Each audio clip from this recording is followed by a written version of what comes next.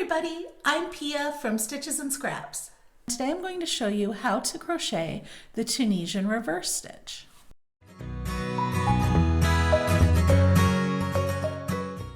In previous videos we talked about how to do the foundation row, the Tunisian simple stitch, and the Tunisian knit stitch, and I will leave links to all three of those videos in the description if you're watching this on YouTube or in the blog post if you're looking at this on my blog.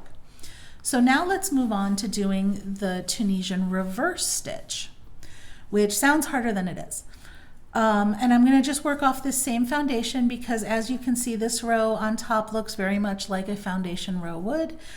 So we're fine to start from here and go on with Tunisian reverse stitch. So by now we're familiar with these vertical bars and we know that there's a front one and a back one. Tunisian simple stitch, we worked by putting our hook under the front bar.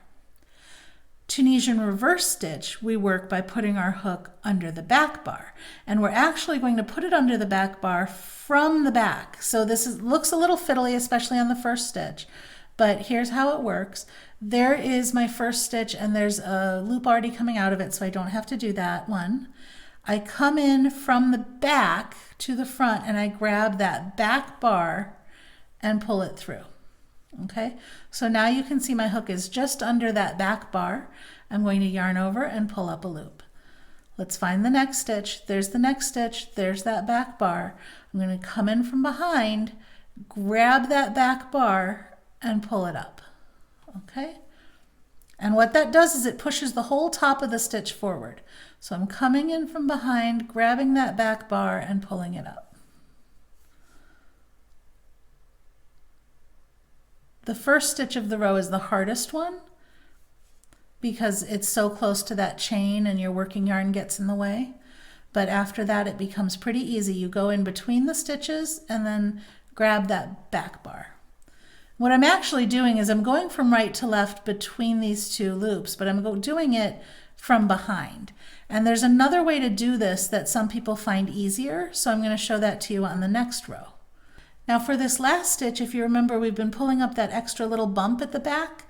You can still do that if you want to. You can either continue what we've been doing and go under just the back bar, or you can also grab that back bump side stitch thing that's over there, and that'll give you a little extra stability. But we're still going from the back. Okay, so there is my forward pass, and you can see how that pushes everything to the front and makes kind of a ridge. Now the return pass is the same as what we've been doing for the other stitches. Yarn over and pull through one, and then yarn over and pull through two until you get all the way across.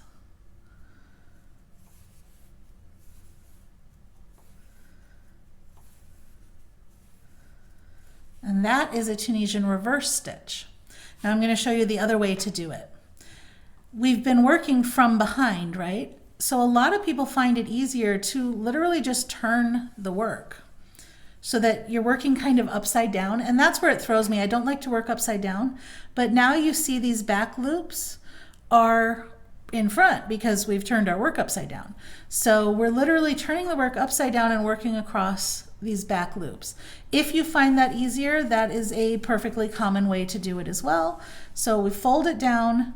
This is our first stitch here, which we don't pick up anything in, so we find our second stitch, and don't miss it, it's actually right here. So find your second stitch, get your working yarn out of the way, and pull up that back loop. You can see that I struggle with this method a little bit more than the others, but when you take a look at how other people do it, a lot of people find it easier to do it this way because you're just going, it's kind of the same as the Tunisian simple stitch, it's just that you're holding your fabric upside down now. So we go this way, we find that back vertical bar and stick our hook in.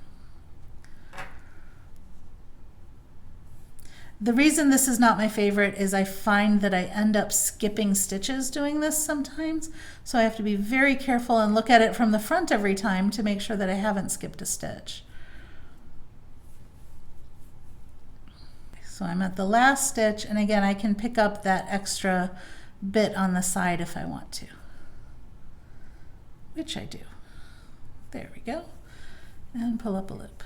So you can see I've made that same ridge. It's exactly the same stitch. It's just a matter of which way you're facing the fabric. So let's do our return pass. Pull through 1, pull through 2, 2, 2, 2, 2, 2, 2, 2, and 2. Just like that. And again, I'm going to do a few more rows and then I will show you how to bind it off. Okay, I have several rows done, and now you can compare the 3 stitches we've done. This is Tunisian simple stitch, which creates vertical lines. This is Tunisian knit stitch, which creates little V shapes. And this is Tunisian reverse stitch, which creates these cool bumps and ridges on the front. Now let's look at how to bind off. So we start by inserting our hook the way that we normally would. Yarn over and pull up a loop. Okay, and then pull that loop through the loop that's already on the hook. So now you've made a slip stitch at the back. Do that again, go into the next stitch at the back and pull up a loop and pull it all the way through. Next one, go into that back loop and slip stitch. And this will push that top forward one more time for one more ridge, and then it will give us a row of slip stitches on the top. And in all of these stitches, when you're binding off, take care to leave your slip stitches pretty loose so that you don't cinch in your fabric, because slip stitches can have a tendency to get kind of tight, and that will make your fabric kind of suck in, and that's no good. So make sure you're keeping everything nice and loose in the back. Okay, so now I can just bind that off. I can just cut my yarn and pull that out, and in fact I'm going to do that because I am done with swatches for today. So I'm going to just cut my yarn and pull it out. And we have our bound off swatch. So this is Tunisian reverse stitch, this is Tunisian knit stitch, and this is Tunisian simple stitch. And if we look at the back, you can see that the chunkiest one is the Tunisian knit stitch. The reverse stitch has a cool kind of almost pearl-like look at the back, right? It almost looks like knitted pearls. And then, well, I guess this one does too, but this is the simple stitch, the Tunisian simple stitch at the back. If you liked this video, please give me a thumbs up, share it with your friends, or leave me a comment. You can also subscribe to my YouTube channel for more great videos. Thanks for watching.